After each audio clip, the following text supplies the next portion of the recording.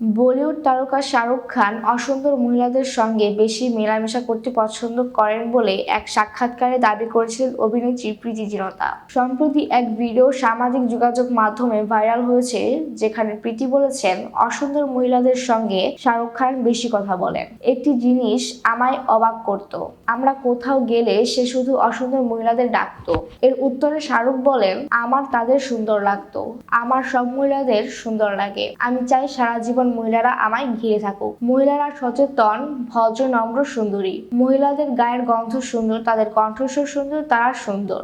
আমার মহিলাদের খুব খুব ভালো লাগে, আর আমি এটা লুকোই না। কিন্তু আমার এই ভালোবাসায় কোনো শারীরিক টান নেই বা সম্পর্ক তৈরি করারও কোনো উদ্দেশ্য নেই। তবে প্রীতির এই মন্তব্যে শাহরুখ খানের ভক্তরা ক্ষুব্ধ হয়েছেন।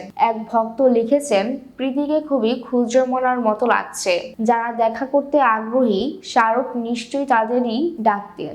সৌন্দর্যের কথা ভেবে মনে হয় না তিনি কাউকে ডাকতেন বা ডাকেন। সেই সব মহিলারা শাহরুখকে ভালোবাসেন, তাই তাদের ডাকতেন বা ডাকেন।